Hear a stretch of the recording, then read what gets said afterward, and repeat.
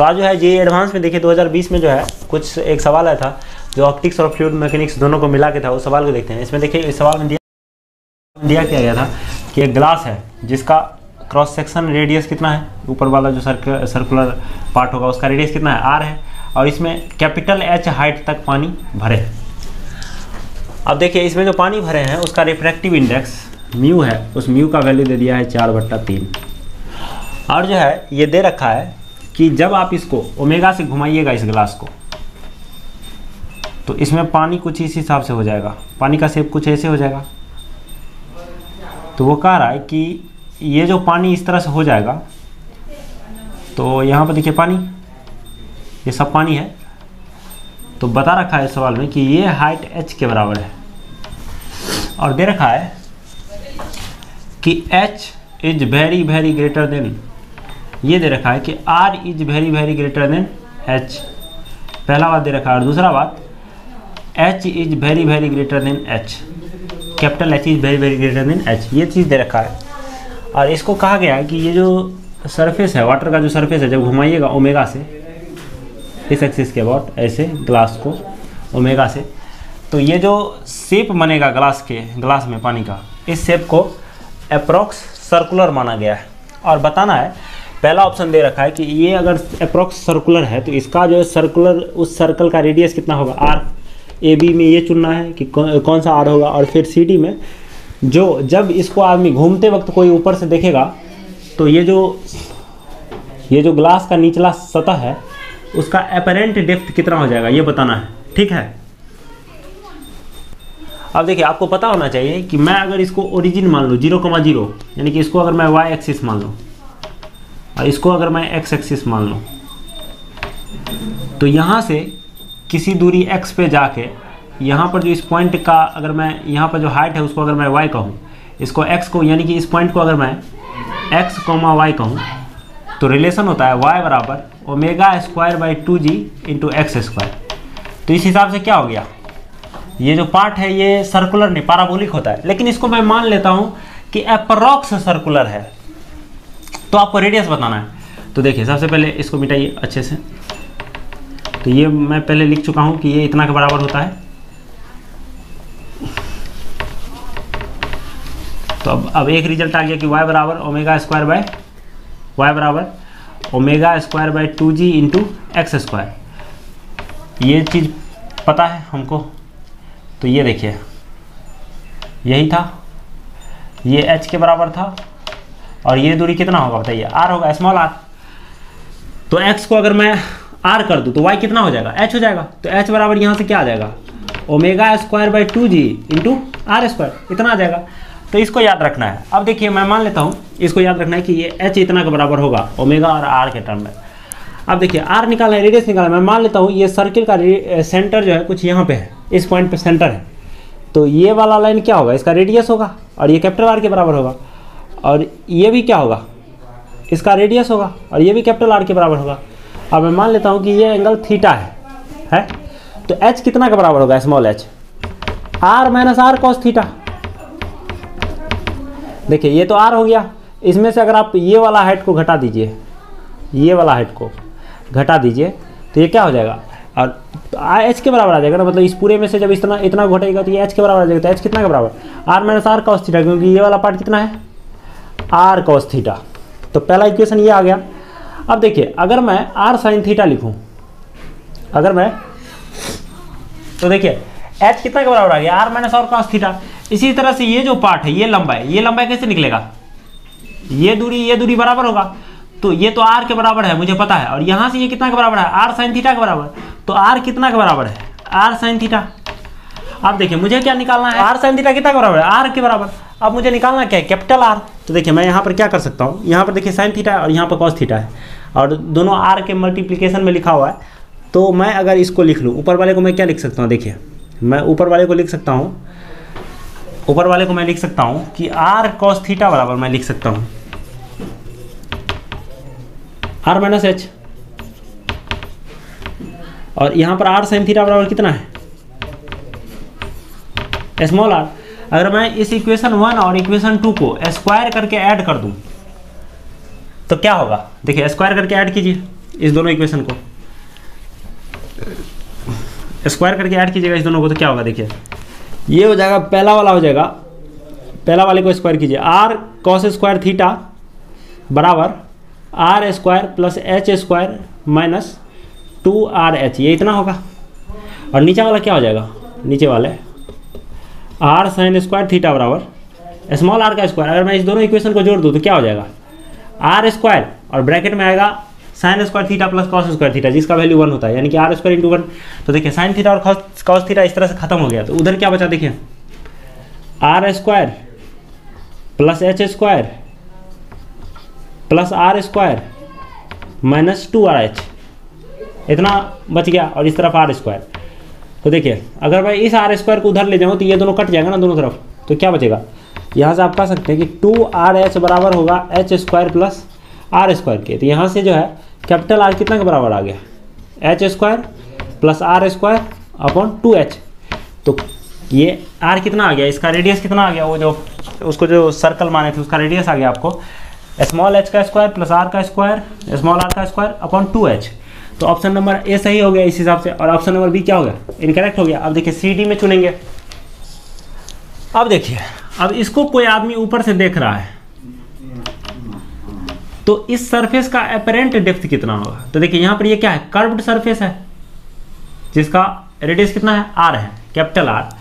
तो refraction through curved surface होगा, क्या होगा, यहाँ से यहाँ जाने पे रिफ्रैक्शन थ्रू कर्व्ड सरफेस होगा। तो रिफ्रैक्शन थ्रू कर्व्ड सरफेस का फॉर्मूला लगाइए। इसको अगर मैं μ1 कहूँ और इसको मैं अगर μ2 कहूँ और इसके रेडियस को अगर मैं r मान लूँ, तो ये कितना का होगा, फॉर्मूला कैसे लगाइएगा। देखिए इसका इमेज कहाँ पे बनेगा, इस बॉटम पार्ट का। तो देखिए सबसे पहले फॉर्मूला क्या होता है, μ2 upon v minus μ1 upon u बराबर μ2 माइनस μ1 अपॉन r होगा कि माइनस r होगा। देखिए तो यहाँ से इधर जा रहे हैं और यहाँ से रे कैसे निकलेगा, ऐसे। तो r जो मेजर होगा in the direction of incident ray measure होगा, इसीलिए इसको क्या लिखेंगे, प्लस r। क्या लिखेंगे, प्लस r, पॉजिटिव लिखिएगा। अब देखिए यहाँ पर μ2 कौन काम कर रहा है, हवा में है। μ2 कितना है, हवा, यानी कि 1, और इसमें इमेज बन रहा है तो 1 अपॉन भी μ2 बाई भी, नहीं यहाँ पर u होता है ना, μ1 अपॉन u। तो देखिए μ2 कितना है 1, तो 1 अपॉन भी μ1 कितना है भाई। इस पानी में जिस चीज़ का इमेज बताना है वो चीज़ कहाँ है, पानी में स्थित है ना, बॉटम पार्ट ऑफ ग्लास। तो इसके लिए रिफ्रैक्टिव इंडेक्स μ1 कितना होगा बताइए, 4/3 होगा। और u का वैल्यू होगा प्लस h या माइनस h, यहाँ से नीचे जाएंगे माइनस h दूरी पे, तब जाके मिलेगा ना माइनस h दूरी पे। हालांकि यहाँ से h हर एक पॉइंट पर चेंज हो रहा है, लेकिन आपको दिया गया है कि कैपिटल H बहुत बड़ा है h से, स्मॉल h से, तो आप लगभग मान सकते हैं, आप h ले लीजिए। तो माइनस h लिखिएगा यहाँ पर बराबर μ2 माइनस μ1। μ2 कितना है बताइए 1, और माइनस 4/3 अपॉन r कितना होगा, r ही होगा। तो यहाँ से कितना आ गया देखिए, 1/v minus 4/3h equal to minus 1/3 r आ गया, इतना के बराबर आ गया। ठीक है, तो यहाँ पर माइनस h है, तो ये गुना होगा तो यहाँ पर क्या हो जाएगा, प्लस h हो जाएगा। ये गुना होगा तो क्या हो जाएगा, प्लस h हो जाएगा। अब देखिए यहाँ पर जगह नहीं है, यहाँ पर देखिए, अब इसको क्या लिख सकता हूँ मैं, 1/v equal to minus 4/3h minus 1/3r, इतना लिख सकता हूँ इसको। अब देखो इसको मैं यहाँ पे लिखता हूँ, भी निकालना है कुल मिला के, कहाँ पर इमेज बनेगा। तो 1/v बराबर क्या हो जाएगा, माइनस 4/, इसमें से मैं 1/3 कॉमन ले रहा हूँ। 1/3 जब कॉमन लूँगा तो 1/3 बाहर आ जाएगा, माइनस 1/3 कॉमन ले रहा हूँ, तो यहाँ पर बचेगा क्या, 4/h प्लस 1/r बचेगा। यहाँ पर मैं r को क्या लिख दूँ, r का वैल्यू कितना होता है, r का वैल्यू होता है, निकाले थे हम h square plus r square upon 2h। तो यहाँ पर मैं r को क्या लिख सकता हूँ, स्मॉल h का स्क्वायर प्लस स्मॉल r का स्क्वायर और अपॉन 2h होगा, उसको कहाँ लिख सकता हूँ, ऊपर लिख सकता हूँ। अब ठीक है, देखिए यहाँ तक कीजिए, ये माइनस 1/3 हो गया, और जो है ये 4/h हो गया, और ये कितना हो जाएगा देखिए, 2 ऊपर रखने दीजिए और h को नीचे लाइए, तो ये क्या हो जाएगा, h plus r square upon h हो जाएगा, है h plus r square upon h। और देखिए इसको मैं क्या लिख सकता हूँ, इसको मैं लिख सकता हूँ -1/3 4/h प्लस 2/h प्लस, देखिए r बहुत बड़ा है h से, r वहाँ पर दिया गया है सवाल में कि r small r is very very greater than h, तो ये r/h काफ़ी बड़ा होगा, इसका मतलब क्या है r/h is very very greater than 1, तो उसको फिर r से गुना कर रहे हैं, फिर इसको आप r से गुना कर रहे हैं, तो ये काफ़ी बड़ा होगा h से, तो यहाँ पर मैं h को हटा सकता हूँ, क्योंकि यहाँ पर जो ये स्मॉल h है ये वाला चीज़ जो है इसके बगल में जिस चीज़ में जोड़ा जा रहा है स्मॉल h को, वो काफ़ी बड़ा है स्मॉल h, इसलिए मैं इसको डायरेक्ट यहाँ पर क्या कर सकता हूँ, हटा सकता हूँ। तो ये क्या बच गया, देखिए निगलेक्ट कर सकता हूँ मैं उसको, तो r² है। अब देखिए -1/3 4/h प्लस 2h। अब देखिए r² को मैं क्या लिख सकता हूँ यहाँ से, h बराबर क्या है ω²/2g इंटू r², तो यहाँ से r² को मैं लिख सकता हूँ 2gh/ω², कितना लिख सकता हूँ 2gh/ω², तो ये 2h कट गया, तो ये कितना आ गया -1/3 4/h -1/3 4/h 2gh/ω²।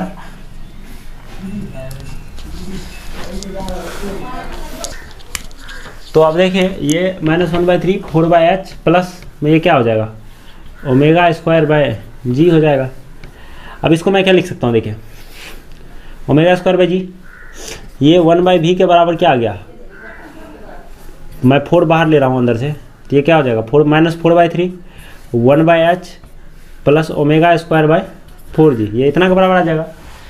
तो ये तो 1/v के बराबर है, तो 1/v का वैल्यू निगेटिव है, यानी कि v क्या है निगेटिव है, और v जब ये निगेटिव है तो आप कह सकते हैं ये जो इमेज बनेगा इस सतह का वो यहाँ से नीचे बनेगा, इसके ऊपर वाले सरफेस से, मतलब इस सरफेस से, तो यही हाइट तो होगा v के बराबर, क्योंकि यही दूरी आपको बता रहा है v, तो v का मैग्नीट्यूड अगर आप बता दिए तो क्या बता दिए अपरेंट डेप्थ, तो v का मैग्नीट्यूड आपको बताना है, तो मॉड 1/v का मैग्नीट्यूड कितना के बराबर होगा, देखिए 4/3 1/h प्लस ω²/4g, तो यहाँ से v का वैल्यू क्या होगा, देखिए 3/4 1/h प्लस ω²/4g का पावर -1, इतना लिख सकता हूँ। देखिए आप ठीक से, अगर मैं यहाँ पर h लिख दूँ और यहाँ पर भी ऊपर में h लिख दूँ कैपिटल H, तो बात वैसे ही रह जाएगा। अब इसको h को अगर मैं यहाँ से हटा दूँ, इस दोनों h को, तो यहाँ पर क्या आ जाएगा,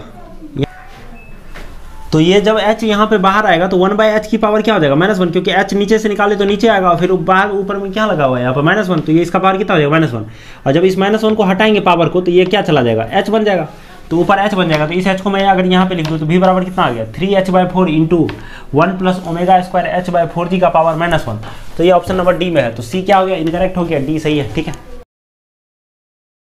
तो देखिए आज जो है हम इस साल एडवांस में आए हुए आरबीडी के एक सवाल को देखते हैं, रोटेशन के एक सवाल को। इस सवाल में क्या है कि ये एक्सल है, ये क्या है एक रोलर है, ये पूरा का पूरा ये पूरा रोलर है, और इस रोलर का ये एक्सल है, इस एक्सल का डायमीटर 10 सेंटीमीटर दे रखा है, तो इसका रेडियस कितना होगा, देखिए इसका सेंटर मान लेता हूँ मैं ये है, तो ये क्या होगा इसका रेडियस, इसके रेडियस को मैं स्मॉल r कर देता हूँ, तो इसका वैल्यू दे रखा है 5 सेंटीमीटर, क्योंकि ये डायमीटर 10।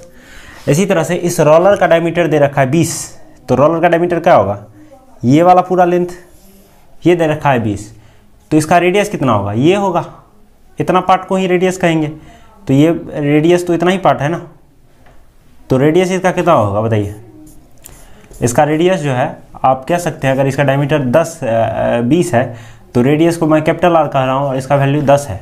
ठीक है, तो ये देखिए इसका साइड व्यू है, इसका साइड व्यू ये है जब ये सड़क पे चलेगा किसी सड़क पे, तो ये बताइए ये कितना होगा, ये स्मॉल r होगा, और ये क्या होगा ये कैपिटल R होगा।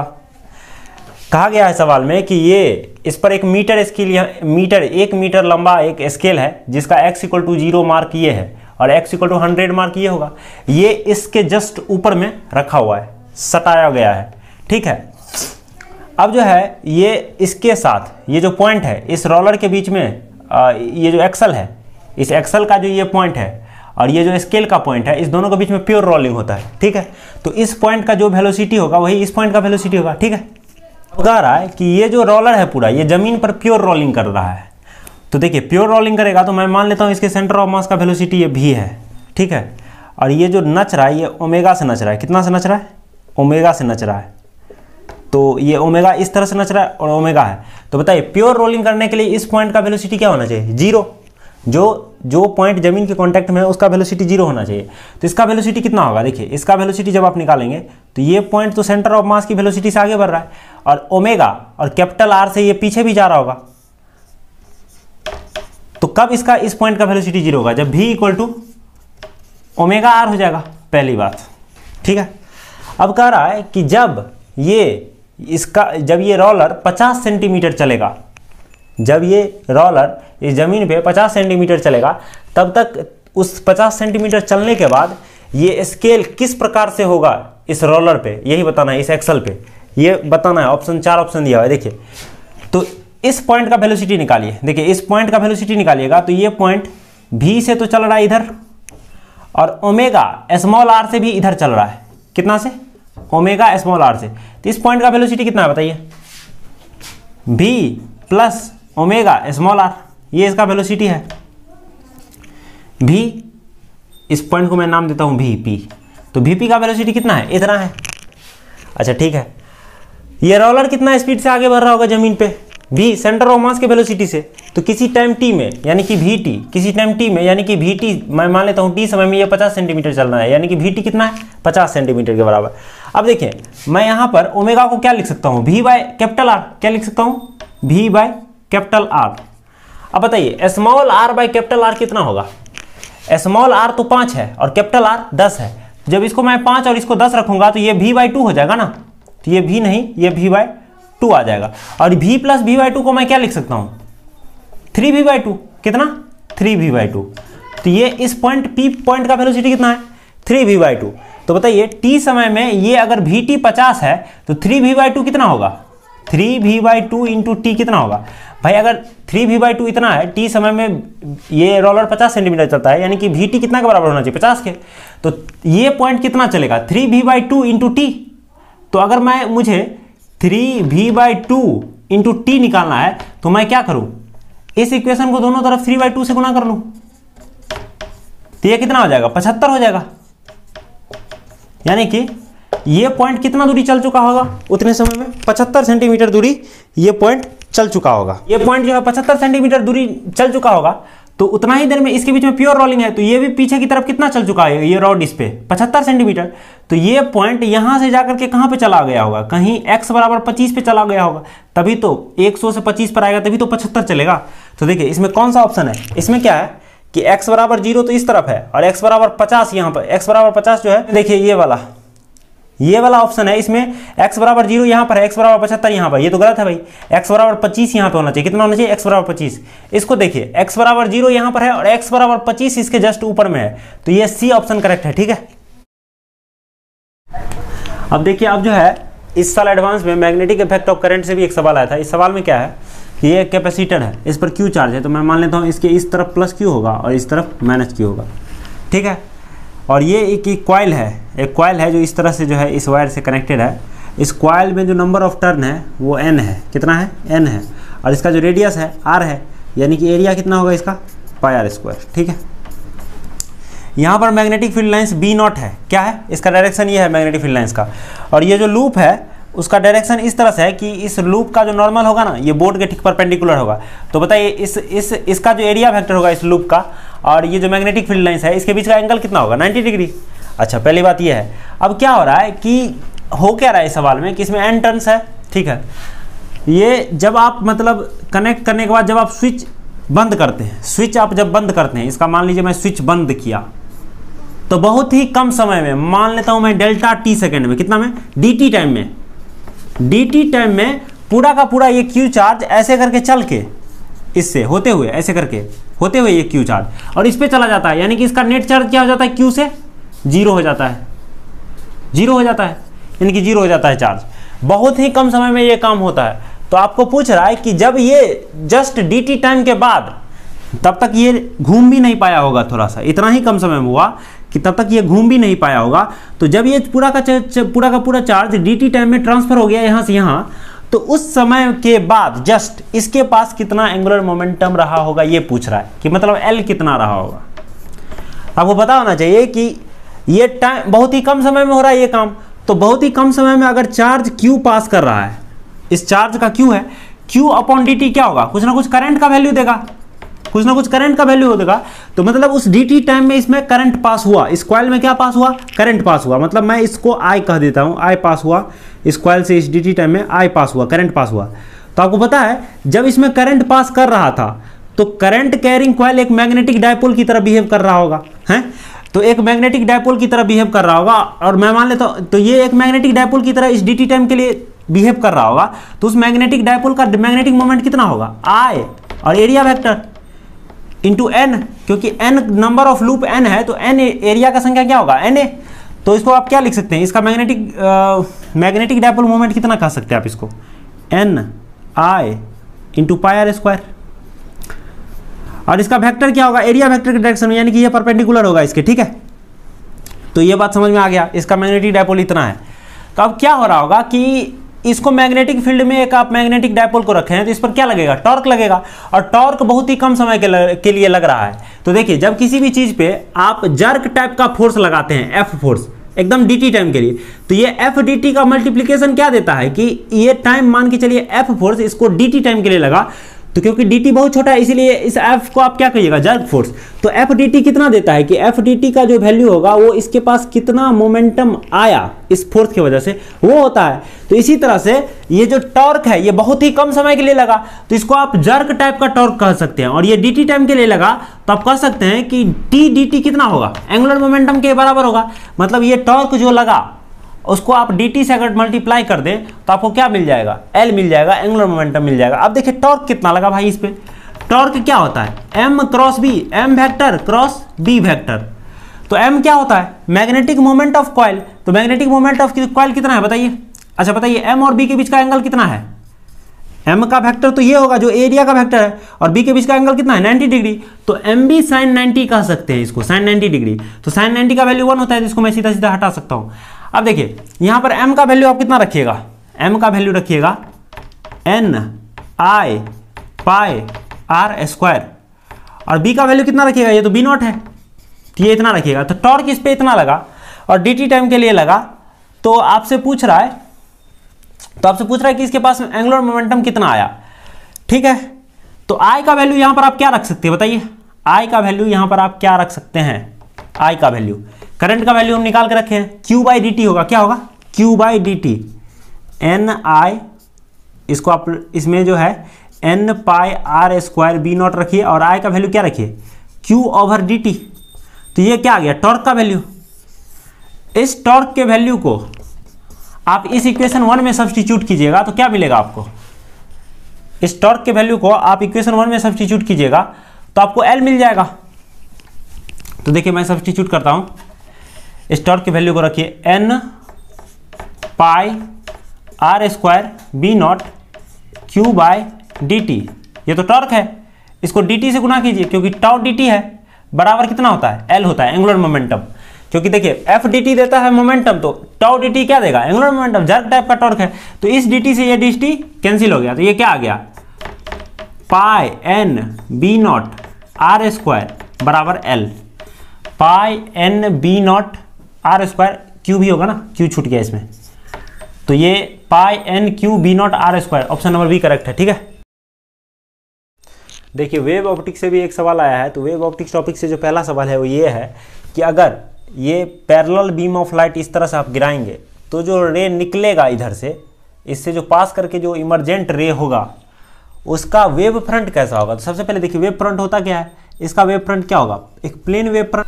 तो देखिए ये इसका वेव फ्रंट होगा, तो वेव फ्रंट जो है रे से 90 डिग्री बनाता है। हर एक रे जिस पॉइंट पर वेव फ्रंट को टच करेगा वहां पर वो कितना एंगल बनाएगा वेव फ्रंट के साथ, 90 डिग्री। अच्छा ठीक है, तो इमरजेंट वेव फ्रंट कैसा होगा, इंसिडेंट वेव फ्रंट कैसा है, ये ऐसा।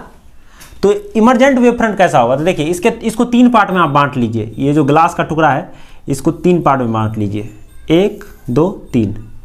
तो ये देखिए ये एक टुकड़ा हो गया, ऊपर एक टुकड़ा, नीचे एक टुकड़ा।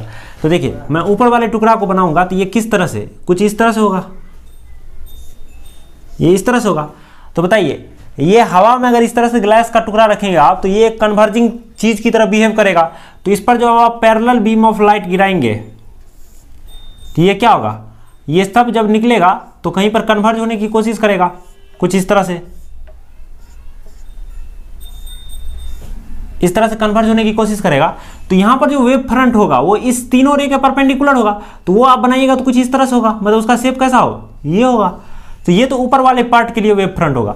तो इसी तरह से नीचे वाले पार्ट, नीचे वाला जो हिस्सा है वो भी तो कुछ इसी तरह का है, तो इसका भी वेव फ्रंट, तो यहां से जो रे ऑफ लाइट ऐसे घुसेगा तो ये सब क्या होगा, एक जगह पे कन्वर्ज होगा इस तरह से। तो इसका भी वेव फ्रंट क्या होगा, कुछ इस कदर होगा है। तो नीचे वाला वेव फ्रंट और ऊपर वाला वेव फ्रंट तो सेम होगा। तो बताइए यहां पर क्या होगा, ये जो लाइट रे, इस टुकड़ा से जो लाइट रे निकलेगा, ये वाला टुकड़ा से, ये वाला टुकड़ा से, तो इसमें से जो लाइट रे निकलेगा वो क्या होगा, वो डाइवर्ज हो जाएगा ना, वो तो डाइवर्ज हो जाएगा। तो इस तरह से ऐसे निकलेगा, ऐसे निकलेगा, ऐसे निकलेगा, ये डाइवर्ज होगा। तो इसका वेव फ्रंट कैसे होगा, इस तरह से होगा, मतलब कुछ इस तरह से होगा। तो ये कंप्लीट वेव फ्रंट कैसे होगा, ऐसे ऐसे ऐसे। तो देखिए इसमें ए ऑप्शन ही ऐसा है, ठीक है। तो ये देखिए इस साल एडवांस में जो फ्लूइड मैकेनिक्स का एक सवाल आया था वो इस तरह से था कि पहले इस पे आप वाटर भरें, क्या था, ये यू ट्यूब था और यू ट्यूब, यू शेप का ट्यूब था जिसमें आप वाटर भरे, वाटर भरे। तो इनिशियली जो वाटर का हाइट था वो इसमें भी h था और इसमें भी h था, और उस h का वैल्यू दे रखा है 0.29 मीटर था, कितना था, 0.29 मीटर h का वैल्यू था, इनिशियल हाइट ऑफ वाटर था, ठीक है। उसके बाद क्या किया, आप इसमें केरोसिन इस तरफ वाले यूट्यूब में केरोसिन का तेल गिराने लगे। तो धीरे धीरे तब तक गिराते रहे जब तक कि इसका हाइट, केरोसिन का हाइट कितना नहीं हो गया, 0.1 मीटर। तो आपसे पूछ रहा है कि जब आप केरोसिन गिराने के बाद इस ट्यूब में जो पूरा लंबाई है, इस कॉलम में जहां तक भरा है कोई भी चीज, वो h1 है और इस ट्यूब में h2 है, तो h1 ओवर h2 का वैल्यू क्या होगा। तो सबसे पहले बताइए कि इनिशियली इस ट्यूब में कितना था, इसमें भी ये भी h, ये भी h, ठीक है। तो इनिशियल इसमें भी h था हाइट, इसमें भी h था। आप देखिए तो सबसे पहली बात कि यहां पर प्रेशर क्या है, एयर प्रेशर P0 है, तो यहां पर भी प्रेशर क्या है, P0 है। इस पॉइंट पर अगर P प्रेशर होगा तो इस पॉइंट पर भी P प्रेशर होगा। तो यहां से जब यहां जाएंगे तो प्रेशर कितना के बराबर होना चाहिए, यहां से यहां जाएंगे तो प्रेशर घटेगा और घट के P0 हो जाएगा। तो P माइनस P0 आप कितना खा सकते हैं, P माइनस P0 क्या खा सकते हैं, इस तरफ वाले के लिए, इस तरफ वाले के लिए P माइनस P0 कितना के बराबर होगा बताइए। यहां से यहां जाइएगा तो प्रेशर क्या होगा, घटेगा कितना से, रो जी, यहां से यहां तक में ये हाइट कितना है बताइए, h1 माइनस 0.1। तो रो जी h1 माइनस 0.1, रो डब्ल्यू, इसमें पानी कितना है, क्या है, रो डब्ल्यू। तो वाटर, रो डब्ल्यू का डेंसिटी लिखिए, फिर जी लिखिए और फिर h1 माइनस 0.1 लिखिए। ये क्या हो गया, यहां से यहां तक का प्रेशर डिफरेंस, यहां वाला प्रेशर। अब देखिए इसमें फिर यहां से यहां का प्रेशर डिफरेंस जोड़ेंगे तभी तो P माइनस P0 आएगा। तो यहां का प्रेशर डिफरेंस कितना है बताइए, रो केरोसिन, केरोसिन का डेंसिटी इंटू जी इंटू 0.1 इसका हाइट है, तो h के जगह पर कितना लिखेंगे 0.1, तो 0.1। अच्छा ठीक है, अब इस ट्यूब के लिए यहां से यहां का बीच का प्रेशर डिफरेंस कितना होगा, P माइनस P0। तो P माइनस P0 का वैल्यू कितना होगा, यहां से इस तरफ वाले से, रो डब्ल्यू जी इंटू h2, भाई रो W into g into h2 कितना होगा। तो ये भी P माइनस P0, ये भी P माइनस P0, तो P माइनस P0। तो देखिए इसमें ये P माइनस P0 और ये P माइनस P0 क्या होगा, बराबर होगा। तो आप कह सकते हैं, यहां से आप क्या कह सकते हैं, rho W g into h1 minus 0.1 plus rho kerosene into g into 0.1, ये बराबर होगा किसके, rho W into g into h2 के। देखिए जी जी से कैंसिल हो जाएगा। अच्छा रो डब्ल्यू का वैल्यू कितना है, 10 की power 3 into h1 minus 0.1 plus रो के कितना है, केरोसिन का डेंसिटी दे रखा है 800 kg पर मीटर क्यूब, यहाँ 800 लिखिए, फिर 0.1 लिखिए और इस तरफ फिर क्या लिखिएगा 10 की पावर 3 इंटू h2। तो ये गया, इस 3 को हटाइएगा तो इधर दोनों जीरो हट जाएगा और इधर भी ये 3 हट जाएगा। तो उधर क्या बचा, उधर जो बचा देखिए, इधर जो बचा वो बचा आपको 10 h1 माइनस 1 प्लस 0.8 बराबर 10 h2। तो इसको आप क्या लिख सकते हैं, 10 h1 माइनस h2 बराबर माइनस 0.8, माइनस 0.8। ये -1 है ना, तो ये इधर जाएगा तो +1 हो जाएगा ना, इसलिए हाँ। तो 10H1 - H2 कितना के बराबर आ जाएगा बताइए? 0.2 के बराबर। 1 - 0.8 कितना होगा? 0.2। तो यहाँ से आप क्या कर सकते हैं, यहाँ से आप कर सकते हैं कि H1 - H2 बराबर 0.02। कितना? 10 को उस तरफ ले जाएगा 0.02। तो इसको मैं इक्वेशन 1 कह देता हूँ, H1 - H2 0.1।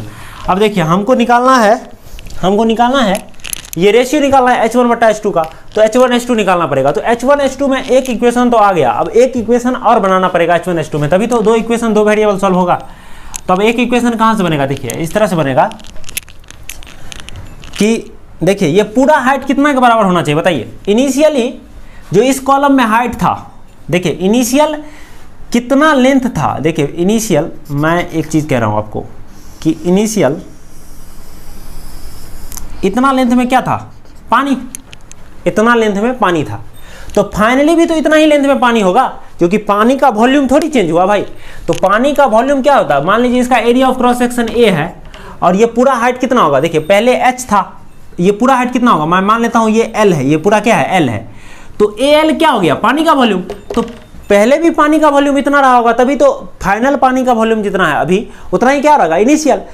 तो देखिए मैं कह रहा हूं कि और फिर जो है, तो देखिए H1 - H2 बराबर 0.02, एक इक्वेशन तो आ गया, लेकिन इसको निकालने के लिए H1 और H2 का वैल्यू चाहिए। जब आपको H1 और H1/H2 निकालना है तो भाई एक इक्वेशन और हमको चाहिए H1H2 में, तभी जाके जो है हम सॉल्व कर पाएंगे। तो ये कैसे निकलेगा? तो देखिए सबसे पहली बात कि इसका अभी कितना वॉल्यूम ऑक्युपाइड है बताइए? मैं इस लेंथ को अगर L कहूँ तो इसके कितने वॉल्यूम में मटेरियल प्रेजेंट है इस ट्यूब के? देखिए मैं कह रहा हूँ A area of cross section of tube गुने length L + H1 + H2, L + H1 + H2, इतने वॉल्यूम में प्रेजेंट है। ठीक है, अभी इसमें मटेरियल ये कितना के बराबर होगा? इसमें पहले पानी का वॉल्यूम कितना प्रेजेंट था प्लस इसके बाद कितना केरोसिन का वॉल्यूम आप ऐड किए, यही बराबर होगा ना। कितना वॉल्यूम इसका ऑक्युपाइड है वो कितना के बराबर होगा? पहले कितना पानी प्रेजेंट था और फिर कितना आप इसमें केरोसिन डाले। तो देखिए A × L + H1 + H2 कितना के बराबर होगा? वॉल्यूम ऑफ पानी का वॉल्यूम पहले कितना था? पहले बताया गया है कि पहले दोनों ट्यूब में, जब केरोसिन डालने से पहले दोनों ट्यूब में जो पानी का हाइट था वो H के बराबर था। कितना के बराबर था? H के बराबर। तो H यहाँ पे रहा होगा, H यहाँ पे रहा होगा, L दूरी में भी रहा होगा पानी जो अभी है। तो कितना पानी रहा होगा? A × L, इतना दूरी में तो पानी था भाई यहाँ से यहाँ तक में, तो वो L आ गया। फिर इसमें इस ट्यूब में H हाइट तक था तो L + H आ गया, और फिर इस ट्यूब में भी H हाइट था तो +H आ गया। फिर वॉल्यूम ऑफ केरोसिन का वॉल्यूम आपको दिख ही रहा है कितना है भाई? A × 0.1 area of cross section, और लेंथ की जगह पर कितना लेंथ में है ये? 0.1 में, तो A × 0.1 मीटर। अब देखिए A दोनों तरफ क्या गया? कट गया, तो ये कितना आ गया? L + H1 + H2 बराबर L + 2H + 0.1। देखिए L से L कट गया, H1 + H2 कितना का बराबर आ जाएगा? देखिए 2H, और H का वैल्यू कितना दे रखा है? 0.29 मीटर। तो यहाँ पर कितना रखिएगा? 0.29 + 0.1। तो देखिए H1 + H2 कितना का बराबर आ जाएगा? 0.58 + 0.1, यानी कि H1 + H2 का जो वैल्यू आएगा वो 0.68 के बराबर आ जाएगा, इक्वेशन 2। तो ये H1 और H2 में इक्वेशन 1 है, और ये H1 और H2 में इक्वेशन 2 है। अब इस दोनों इक्वेशन को सॉल्व करेंगे यहाँ पर। ठीक है, तो देखिए ये क्या था? ये H1 + H2 बराबर 0.68। जब इस दोनों इक्वेशन को जोड़िएगा तो ये दे देगा, जोड़ने के बाद 2H1 = 0.7। तो यहाँ से जो H1 बराबर आ गया वो 0.35 आ गया। ठीक है, जब इस 0.35 को H1 को इसमें रखिएगा तो क्या हो जाएगा? देखिए 0. On putting in equation 2, equation 2 में जब इस चीज़ को रखेंगे H1 बराबर 0.35, तो इक्वेशन 2 इस तरह से हो जाएगा 0.35 + H2 बराबर 0.68। तो यहाँ से जो H2 का वैल्यू आएगा वो 0.33 आएगा। ठीक है, तो आप इस हिसाब से कह सकते हैं कि H1/H2 कितना लिखिएगा? देखिए यहाँ पर H1 और यहाँ पर H2, तो H1/H2 कितना लिखिएगा आप? 0.35 / 0.33, ये कितना के बराबर आएगा? 35/33। जो कि बी ऑप्शन में दिया हुआ है, ठीक है। तो ये आंसर होगा 35/33। तो आज हम देखिए जो है मॉडर्न फिजिक्स के जे एडवांस 2020 में जो सवाल आया है उसका पहला सवाल देखने। मॉडर्न फिजिक्स से जो पहला सवाल आया था उसमें क्या था, एक मास m का पार्टिकल है जो एक सर्कल जिसका रेडियस r है उसमें घूम रहा है, ठीक है। और दिया गया है कि बोर मॉडल आप इस पार्टिकल पर अप्लाई कर सकते हैं और Vr इसका पोटेंशियल एनर्जी इस पार्टिकल का जब r रेडियस में घूम रहा है तो Fr के बराबर है। कितना के बराबर है? Fr के बराबर। और r को माना गया है कि इसके nth सेल का रेडियस है। अगर इसमें बोर मॉडल अप्लाई कीजिएगा तो इसके nth सेल का रेडियस को r माना गया है और जो है nth सेल में जो वेलोसिटी है उसको v माना गया है। तो आपको जो है ये 4 ऑप्शन है इसमें से चुनना है। तो पहले देखिए r is directly proportional to n की पावर 1/3। तो अब हम सॉल्व करते हैं। देखिए अब क्या है ना कि पोटेंशियल एनर्जी Vr दिया हुआ है, Vr बराबर दिया हुआ है Fr। तो हम क्या लिख सकते हैं, फोर्स बराबर क्या होता है, minus of dv/dr, minus of dv/dr। तो ये कितना के बराबर आ जाएगा, -f के बराबर। यानी कि सेंटर की ओर लगने वाला फोर्स का मैग्नीट्यूड कितना होगा, f होगा, ठीक है। तो f कितना के बराबर होगा, जब कोई भी पार्टिकल v वेलोसिटी से किसी रेडियस r के सर्किल में घूमता है तो उस पर जो लगने वाला फोर्स होता है सेंटर की तरफ वो होता है mv² r के बराबर। तो यहाँ से आप क्या कर सकते हैं, mv² बराबर f बराबर mv²/r एक इक्वेशन है।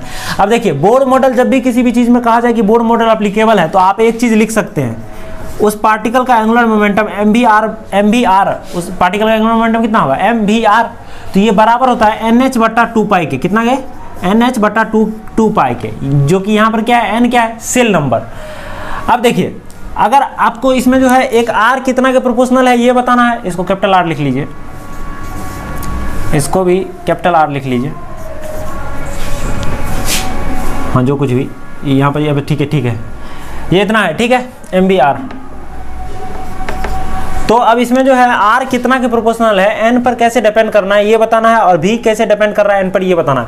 तो देखिए सबसे पहली बात, इसमें अगर मैं v और r दोनों चीज़ है, इसमें v को अगर मैं r के टर्म में लिख लूँ, v को अगर मैं r के टर्म में लिख लूँ तो आंसर r का आ जाएगा, r का जो है आ जाएगा। तो देखिए यहाँ से मैं क्या कर सकता हूँ, इस इक्वेशन से मैं इस इक्वेशन की मदद से v को r के टर्म में लिखना चाहता हूँ। तो मैं क्या लिखूँगा, मैं लिखूँगा v² बराबर Fr/m, यानी कि v बराबर √Fr/m। ये चीज़ मैं कहाँ से कर सकता हूँ, इस इक्वेशन से। पहले इक्वेशन से मैं क्या कर सकता हूँ, v बराबर √Fr/m, Fr/m, ये भी कैपिटल R है। तो यहाँ पर देखिए मैं रखूँगा इसमें m r और v की जगह पर रखूँगा √Fr/m। तो ये कितना के बराबर आ जाएगा, nh/2π के बराबर आ जाएगा। तो ये देखिए r और r ये कितना आ गया, ये Fr/m है, इस m से ये m कटेगा तो यहाँ पर क्या आ जाएगा, रूट आ जाएगा। तो ये देखिए ये क्या आ गया, ये आ गया इस तरफ r की पावर 3/2 √Fm बराबर nh/2π, ये इतना के बराबर r आ गया, r की पावर 3। तो ये आ गया। अब यहाँ से आप क्या कर सकते हैं, यहाँ से आप कह सकते हैं कि r की पावर 3/2 बराबर है nh/2π और फिर यहाँ पर क्या लिखिएगा, √1/√Fm, इतना लिखिएगा। तो यहाँ से अगर आप r चाहते हैं तो दोनों तरफ इसका पावर कितना कर दीजिए, 2/3।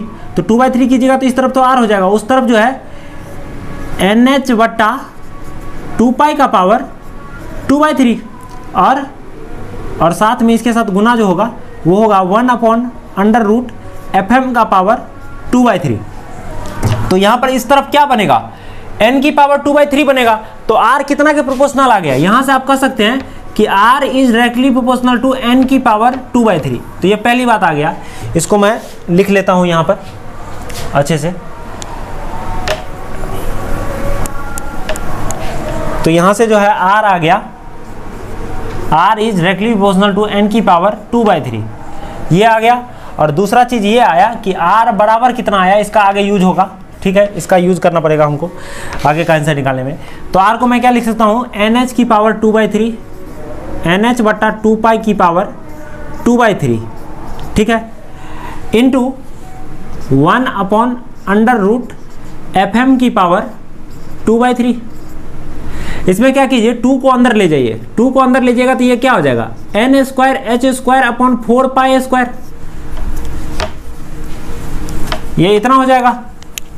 मैं आर निकालना चाह रहा हूं और इसकी पावर 1/3, और इस पे अगर अंदर में ले जाएगा 2 को तो 1/fm हो जाएगा अंदर में, और इसकी पावर 1/3। तो इसको आप क्या लिख सकते हैं, N square H square upon 4 pi square fm का पावर 1/3। तो r का वैल्यू ये आ गया, ठीक है। तो इस r के वैल्यू को जगह कम है, मैं ऊपर लिख लेता हूँ इस r के वैल्यू को डायरेक्ट। r का वैल्यू कितना के बराबर आ गया, देखिए यहाँ पर r is directly proportional to n की पावर 2/3, और r बराबर आ गया N square H square upon 4 pi square fm का पावर 1/3, इतना आ गया r का वैल्यू। अब देखिए v का बात रहा, तो v कैसे निकालिएगा, आपको फिर देखिए इस एम बी आर बराबर एन एच बट्टा 2 पाई में, अगर मैं, और एक तो ये था, एक इक्वेशन ये लाए थे, और एक इक्वेशन क्या लाए थे, एक इक्वेशन ये लाए थे कि एफ बराबर एम बी स्क्वायर बट्टा आर। तो उस समय हमको r चाहिए था तो हम v को r के टर्म में लिख लिए, और इस समय हमको v चाहिए तो मैं r को v के टर्म में लिखना चाहूँगा। तो r बराबर कितना होगा बताइए, एम बी स्क्वायर बट्टा एफ, एम बी स्क्वायर बट्टा एफ होगा r के बराबर, ठीक है। तो इसको आप लिख सकते हैं, r को है जो v के टर्म में हम लिख चुके हैं, ठीक है। तो इसका यूज कीजिए, r बराबर कितना है, एम बी स्क्वायर बट्टा एफ, कितना है, r बराबर एम बी स्क्वायर बट्टा एफ। तो इसमें मैं लिख रहा हूँ r बराबर एम बी स्क्वायर बट्टा एफ, ये एम बी है और ये कितना है, एम बी स्क्वायर बट्टा एफ, आर को मैं लिख दिया। तो इस तरफ क्या आ गया, एन एच बट्टा 2 पाई। अब देखिए ये क्या बन जाएगा, एम स्क्वायर भी की power 3 upon F, M square भी की पावर 3 अपॉन एफ बराबर एन एच बट्टा 2 पाई, ठीक है। तो यहाँ से आप क्या कर सकते हैं, भी की power 3 equal to N H बट्टा 2 पाई, यहाँ पर एफ आ जाएगा, ऊपर एफ चला जाएगा और नीचे क्या आ जाएगा, एम स्क्वायर। तो यहाँ से भी बराबर क्या कर सकते हैं आप, एन एच एफ अपॉन 2 पाई एम स्क्वायर की पावर 1/3। तो यहाँ से आप सीधा कीजिए कि आप जब n को बाहर निकालिएगा तो n पर कितना, अगर मैं इसको बाहर निकाल लूँ तो ये क्या हो जाएगा, यहाँ पर आ जाएगा n की पावर 1/3। तो v कितना के प्रोपोर्शनल है, n की पावर 1/3 के, और r कितना के प्रोपोर्शनल है, n की पावर 2/3 के। तो देखिए r प्रोपोर्शनल है n की पावर 2/3 के, तो बी नंबर ऑप्शन में देखिए r is directly proportional to n की पावर 2/3 और v is directly proportional to n की पावर 1/3। अब दो ऑप्शन तो सेलेक्ट हो गया। तो देखिए यहाँ पर v कितना के प्रोपोर्शनल आ गया, n की पावर 1/3 का। अब v के रिजल्ट का कोई यूज नहीं होगा, एक ऑप्शन हम छांट चुके हैं। तो यहाँ पर लिख लीजिए, यहाँ पर लिख लीजिए v is directly proportional to n की पावर 1/3, ठीक है। अब ये हो गया।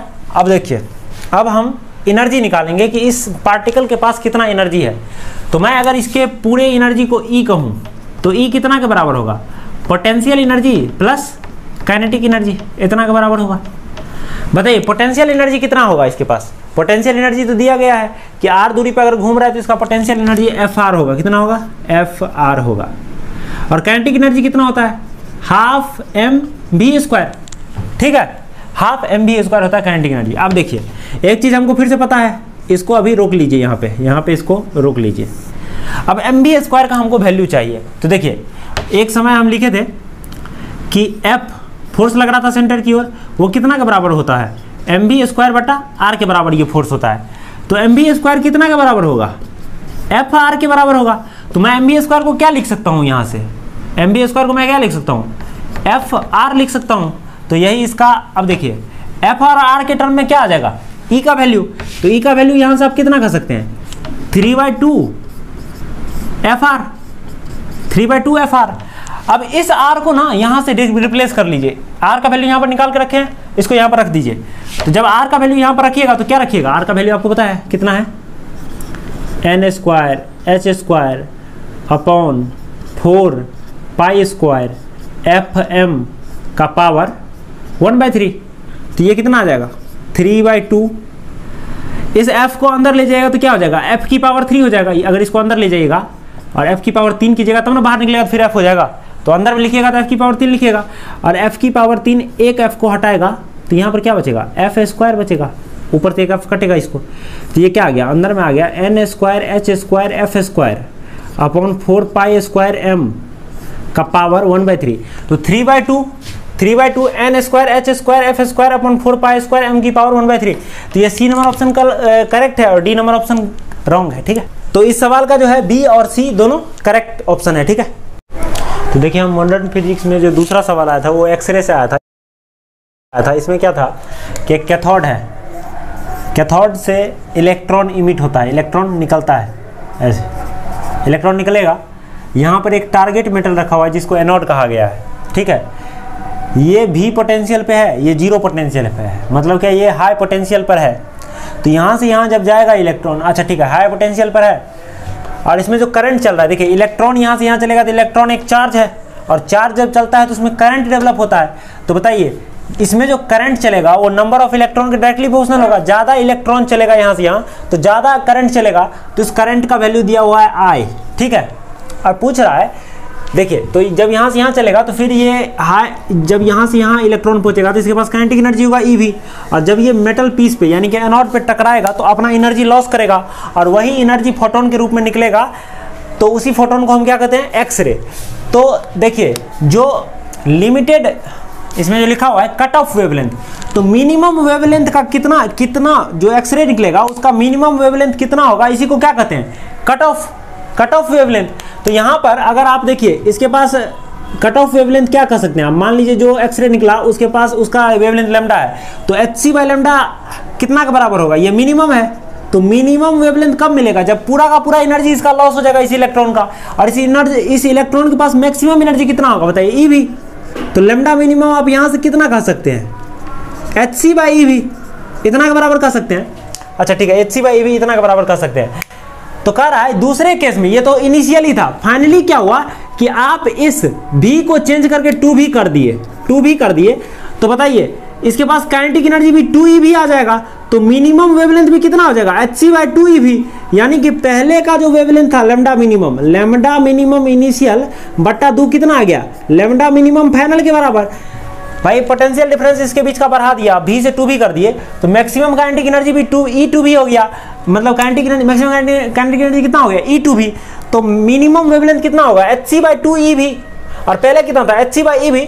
तो वेवलेंथ लैम्डा मिनिमम क्या हुआ, डिक्रीज हुआ ना, तो कट ऑफ वेवलेंथ रिड्यूस होकर कितना पे चला गया, आधा हो गया। भाई 5 एंगस्ट्रॉम था तो वो जो है आधा होकर 2.5 एंगस्ट्रॉम हो गया। तो देखिए इसमें जो पहला लिखा हुआ है कि the cut off wavelength will reduce to half, तो कट ऑफ वेवलेंथ घटेगा, आधा हो जाएगा घट के।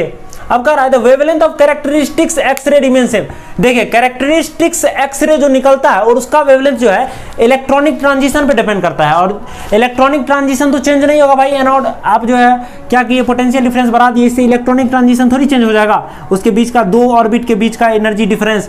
तो कैरेक्टरिस्टिक्स एक्सरे तो उतना ही रह जाएगा। तो मतलब इसमें कह रहा है the characteristics X ray remain same, wavelength of characteristics X ray remain same. तो हाँ भाई कैरेक्टरिस्टिक्स एक्सरे का वेवलेंथ भी क्या रहेगा, सेम रहेगा। तो ए ऑप्शन करेक्ट है। अब देखिए बी ऑप्शन में क्या करा है, the cut off wavelength and characteristics X ray wavelength remain same.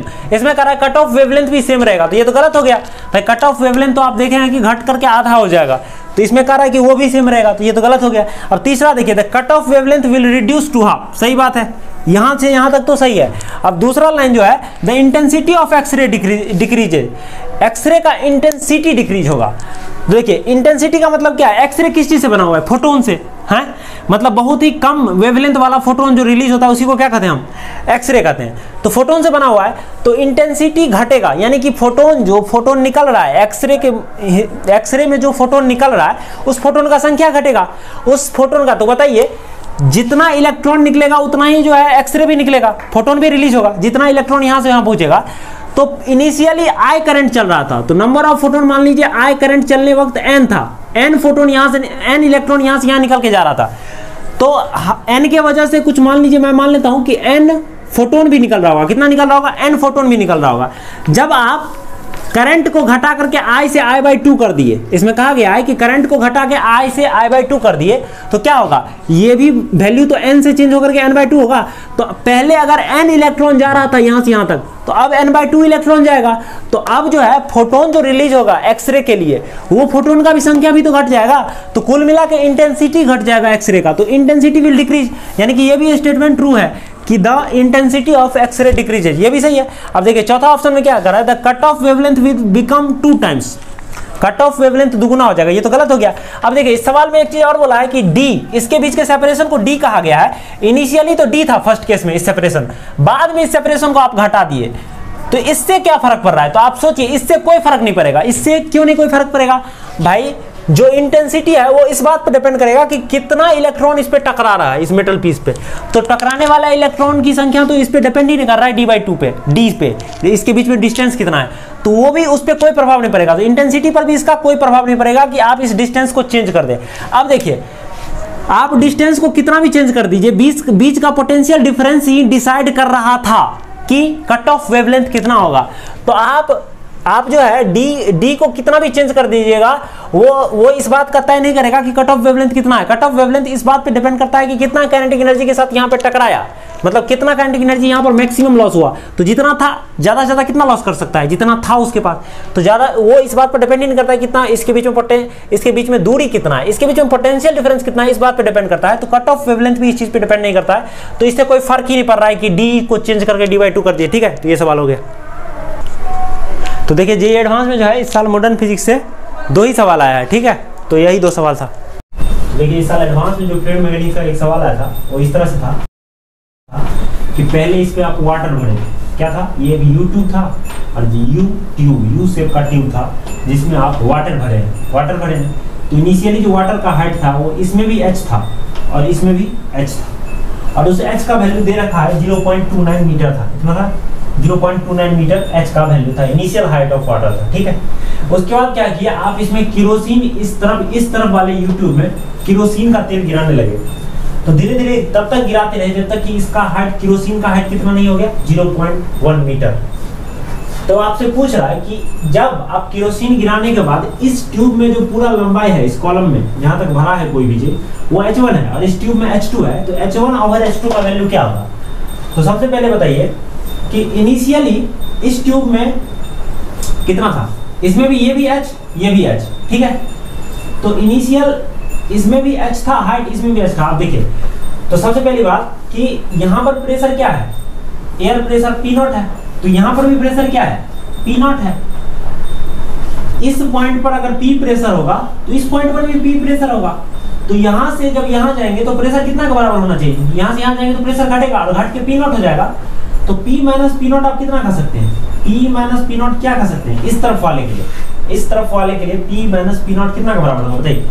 यहाँ से यहाँ जाइएगा तो प्रेशर क्या होगा, घटेगा कितना से, रो जी, यहाँ से यहाँ तक में ये हाइट कितना है बताइए, h1 माइनस 0.1, तो रो जी h1 माइनस 0.1, रो w, इसमें पानी कितना है, क्या है, रो w। तो वाटर रो w का डेंसिटी लिखिए, फिर g लिखिए और फिर h1 माइनस 0.1 लिखिए। ये क्या हो गया, यहाँ से यहाँ तक का प्रेशर डिफरेंस, यहाँ वाला प्रेशर।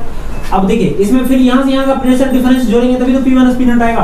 तो यहाँ का प्रेशर डिफरेंस कितना है बताइए, रो केरोसिन का डेंसिटी इंटू जी इंटू 0.1 इसका हाइट है, तो h के जगह पर कितना लिखेंगे 0.1, तो 0.1। अच्छा ठीक है, अब इस ट्यूब के लिए यहाँ से यहाँ का बीच का प्रेशर डिफरेंस कितना होगा, P माइनस P0। तो P माइनस P0 का वैल्यू कितना होगा, यहाँ से इस तरफ वाले से, रो w g इंटू h2, भाई रो w into g into h2 कितना होगा, तो ये भी P माइनस P0, ये भी P माइनस P0, तो P माइनस P0। तो देखिए इसमें ये P माइनस P0 और ये P माइनस P0 क्या होगा, बराबर होगा। तो आप कह सकते हैं, यहाँ से आप क्या कह सकते हैं, रो w g into h1 minus 0.1 plus rho kerosene into g into 0.1, ये बराबर होगा किसके, रो w into g into h2 के। देखिए g से कैंसिल हो जाएगा। अच्छा रो w का वैल्यू कितना है, 10 की power 3 into h1 minus 0.1 plus रो के कितना है, केरोसिन का डेंसिटी दे रखा है 800 kg पर मीटर क्यूब, यहाँ 800 लिखिए, फिर 0.1 लिखिए और इस तरफ फिर क्या लिखिएगा 10 की पावर 3 इंटू h2। तो ये गया, इस 3 को हटाइएगा तो इधर दोनों 0 हट जाएगा और इधर भी ये 3 हट जाएगा। तो उधर क्या बचा, उधर जो बचा देखिए, इधर जो बचा वो बचा आपको 10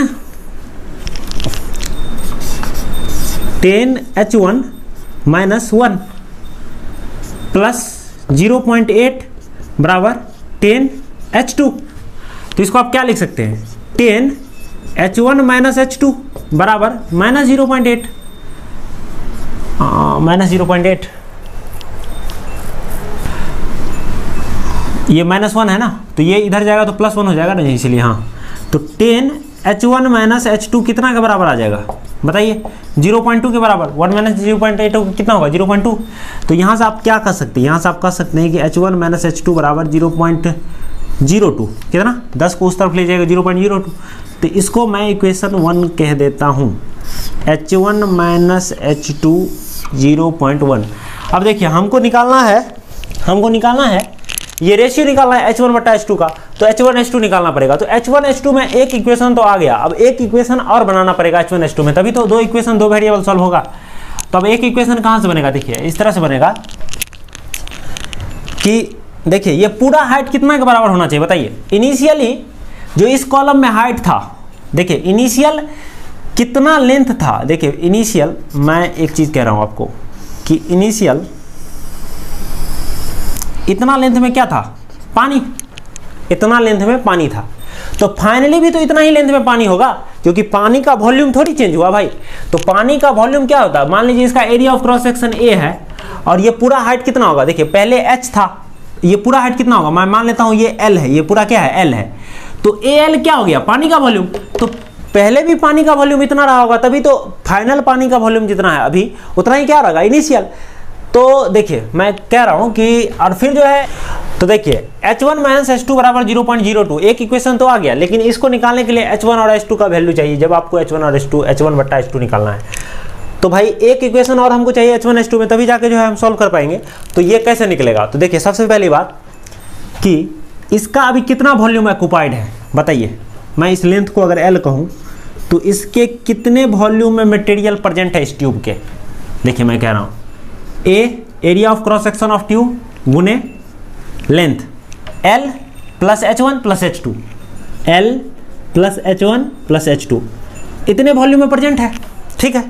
अभी इसमें मटेरियल ये कितना के बराबर होगा, इसमें पहले पानी का वॉल्यूम कितना प्रेजेंट था प्लस इसके बाद कितना केरोसिन का वॉल्यूम आप ऐड किए, यही बराबर होगा ना। कितना वॉल्यूम इसका ऑक्युपाइड है वो कितना के बराबर होगा, पहले कितना पानी प्रेजेंट था और फिर कितना आप इसमें केरोसिन डाले। तो देखिए A into L plus H1 plus H2 कितना के बराबर होगा, वॉल्यूम ऑफ पानी का वॉल्यूम पहले कितना था, पहले बताया गया है कि पहले दोनों ट्यूब में, जब केरोसिन डालने से पहले दोनों ट्यूब में जो पानी का हाइट था वो H के बराबर था। कितना के बराबर था, H के बराबर। तो H यहाँ पे रहा होगा, H यहाँ पे रहा होगा, L दूरी में भी रहा होगा पानी जो अभी है। तो कितना पानी रहा होगा, A इंटू एल, इतना दूरी में तो पानी था भाई यहाँ से यहाँ तक में, तो वो L आ गया। फिर इसमें इस ट्यूब में H हाइट तक था तो L प्लस H आ गया, और फिर इस ट्यूब में भी H हाइट था तो प्लस H आ गया। फिर वॉल्यूम ऑफ केरोसिन का वॉल्यूम आपको दिख ही रहा है कितना है भाई, A into 0.1 area of cross section, और लेंथ की जगह पर कितना लेंथ में है ये 0.1 में, तो A इंटू 0.1 मीटर। अब देखिए A दोनों तरफ क्या गया, कट गया, तो ये कितना आ गया, L plus H1 plus H2 बराबर L प्लस 2H प्लस 0.1। देखिए L से L कट गया, H1 प्लस H2 कितना का बराबर आ जाएगा, देखिए 2H, और H का वैल्यू कितना दे रखा है 0.29 मीटर। तो यहाँ पर कितना रखिएगा 0.29 प्लस 0.1। तो देखिए H1 प्लस H2 कितना का बराबर आ जाएगा 0.58 प्लस 0.1, यानी कि H1 प्लस H2 का जो वैल्यू आएगा वो 0.68 के बराबर आ जाएगा इक्वेशन 2। तो ये H1 और H2 में इक्वेशन 1 है और ये H1 और H2 में इक्वेशन 2 है। अब इस दोनों इक्वेशन को सॉल्व करेंगे यहाँ पर, ठीक है। तो देखिए ये क्या था, ये H1 प्लस H2 बराबर 0.68। जब इस दोनों इक्वेशन को जोड़िएगा तो ये दे देगा जोड़ने के बाद 2H1 इक्वल टू 0.7। तो यहाँ से जो H1 बराबर आ गया वो 0.35 आ गया, ठीक है। जब इस 0.35 को H1 को इसमें रखिएगा तो क्या हो जाएगा देखिए 0 point on putting in equation 2, equation 2 में जब इस चीज़ को रखेंगे H1 बराबर 0.35, तो इक्वेशन 2 इस तरह से हो जाएगा 0.35 प्लस H2 बराबर 0.68। तो यहाँ से जो H2 का वैल्यू आएगा वो 0.33 आएगा। ठीक है, तो आप इस हिसाब से कह सकते हैं कि H1 बट्टा H2 कितना लिखिएगा, देखिए यहाँ पर H1 और यहाँ पर H2, तो H1 बट्टा H2 कितना लिखिएगा आप 0.35 अपॉन 0.33, ये कितना के बराबर आएगा 35/33, जो कि बी ऑप्शन में दिया हुआ है। ठीक है, तो ये आंसर होगा 35/33। तो आज हम देखिए जेईई एडवांस के फ्लूइड का दूसरा सवाल देखेंगे। इस सवाल में क्या है कि देखिए एक ग्लास है, जब ग्लास में आप पानी भरने लगेगा, जब आप किसी ग्लास में पानी भरिएगा और भरते भरते ओवरफ्लो कर दीजिएगा, तो क्या होता है ना कि ग्लास के थोड़ा ऊपर तक पानी जाता है, पहले थोड़ा ऊपर तक पानी जाता है और फिर पानी यहाँ से मतलब ग्लास के कॉर्नर से बहने लगता है।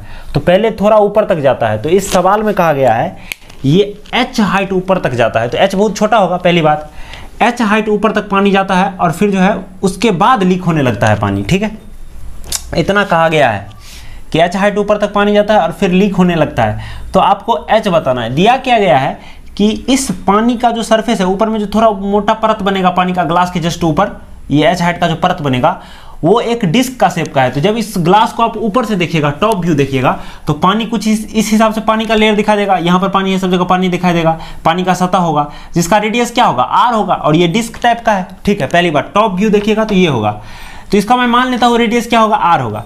देखिए ग्लास ये क्या है, केवल ग्लास है जिस ग्लास में पानी भरे हैं, और मैं इसके रेडियस को स्मॉल r मान लिया हूँ।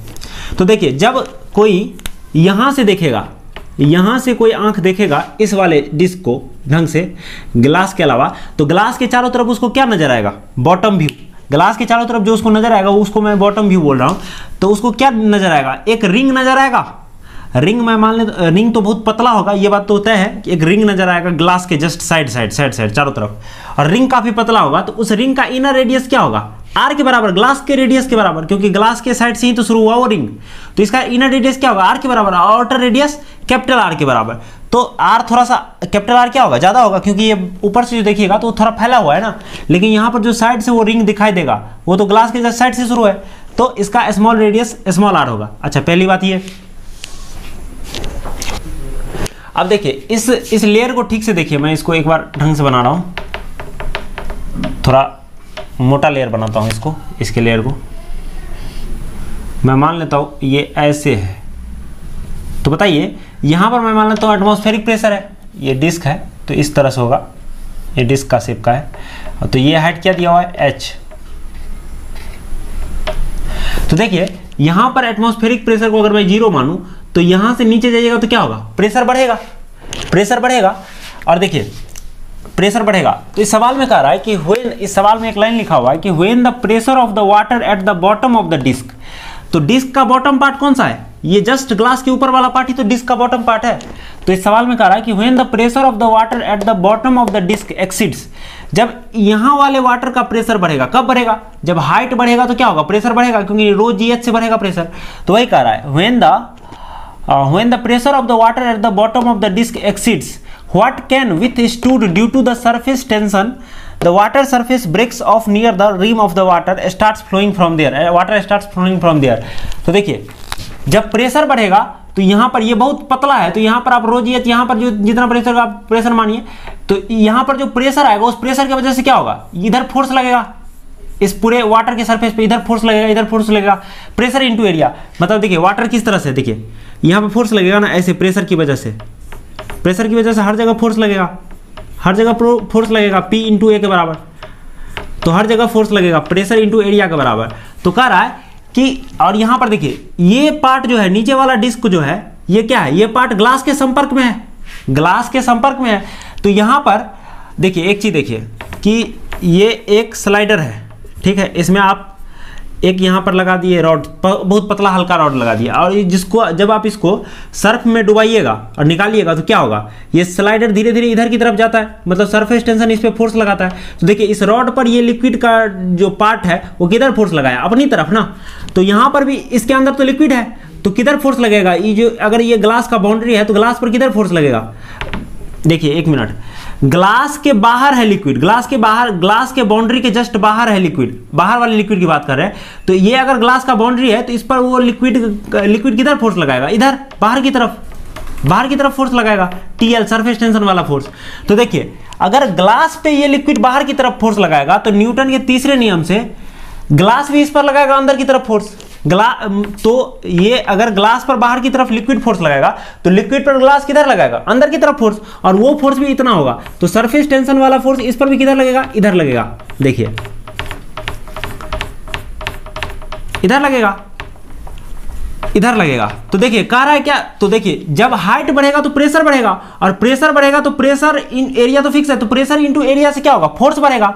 तो सरफेस टेंशन का तो फोर्स T इंटू एल वो तो फिक्स है। यहां पर सरफेस टेंशन का फोर्स कितना लगेगा चारों तरफ, अगर सारे सरफेस टेंशन के फोर्स के मैग्नीट्यूड को आप जोड़ दीजिए तो कितना आ जाएगा, T इंटू लेंथ, लेंथ कितना है 2 पाई स्मॉल r, तो इतना सरफेस टेंशन वाला फोर्स अंदर की तरफ लगेगा। और देखिए हाइट बढ़ने से क्या होगा, प्रेशर बढ़ेगा, प्रेशर बढ़ेगा तो इधर प्रेशर वाला फोर्स लगेगा बाहर की तरफ। तो कह रहा है सवाल में जब ये प्रेशर वाला फोर्स जब बढ़ जाएगा, इससे जस्ट बड़ा हो जाएगा, तो क्या होगा, रिम के पास लिक्विड टूटने लगेगा, लिक्विड का सतह टूटने लगेगा, जो ग्लास के संपर्क में चिपका हुआ है वहां से खुलने लगेगा, और फिर वहां से लिक्विड लीक होने लगेगा। तब आपको हाइट बताना है कि कितना हाइट तक जाएगा। तो देखिए लिक्विड किस वजह से टूट रहा है, जब हाइट बढ़ रहा है धीरे धीरे बढ़ रहा है, तो यहां का प्रेशर भी बढ़ रहा है, और जब यहां का प्रेशर एक समय ऐसा आया कि इतना के बराबर हो गया, इस प्रेशर के कारण लगने वाला फोर्स का मैग्नीट्यूड इतना के बराबर हो गया, तब क्या हुआ, सरफेस टूटने लगा। तो जस्ट जब टूटने लगा सरफेस, उस समय कितना हाइट था ये बताना है। तो देखिए ये हाइट बताना है, तो एक चीज आपको इजिप्शियन मान के चलना पड़ेगा, नहीं तो सवाल लंबा हो जाएगा। कि देखिए तो फोर्स कितना, सरफेस टेंशन का फोर्स कितना लग रहा है, ये बाहर की तरफ लगने वाला फोर्स है, इस पे, इस लिक्विड पे अंदर की तरफ लगने वाला फोर्स है सरफेस टेंशन फोर्स, उसका मैग्नीट्यूड कितना है 2 पाई r, T into 2 pi small r, इतना के बराबर है। और देखिए प्रेशर की वजह से लगने वाला फोर्स कितना होगा, देखिए इसको ठीक से देखिए, जब इस डिस्क को, अच्छा एक चीज देखिए कि ये जैसे एक क्यूब मैं बना रहा हूं,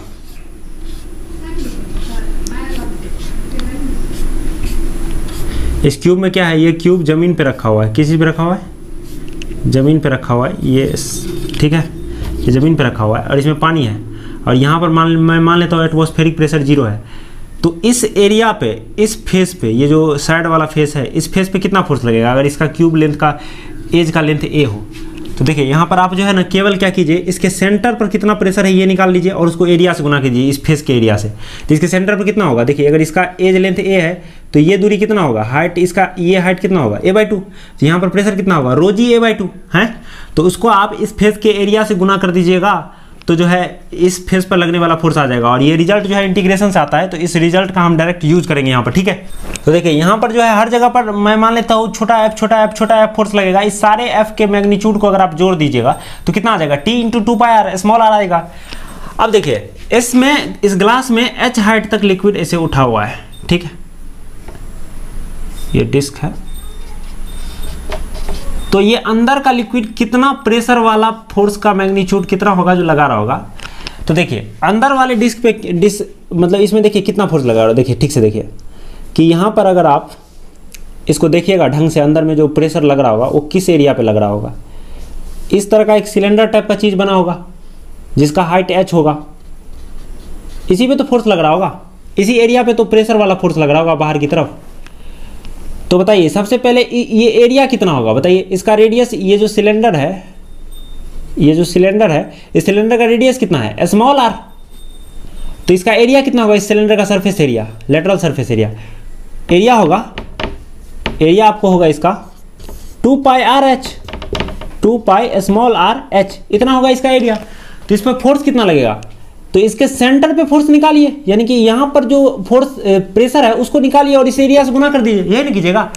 तो यहाँ पर एरिया, यहाँ पर प्रेशर कितना होगा, देखिए रोज, यहाँ पर तो PATM 0 है, PATM क्या है 0, तो यहाँ प्रेशर कितना होगा ρg h/2, कितना, ये हाइट सेंटर पर कितना दूरी से होगा, ये ऊपर से, ये जो सेंटर पर वाला पॉइंट है ये कितना दूरी पे होगा ऊपर से, ρg h/2 दूरी पे, तो यहाँ प्रेशर कितना होगा बताइए, यहाँ पर जो प्रेशर होगा वो होगा ρg h/2, ठीक है।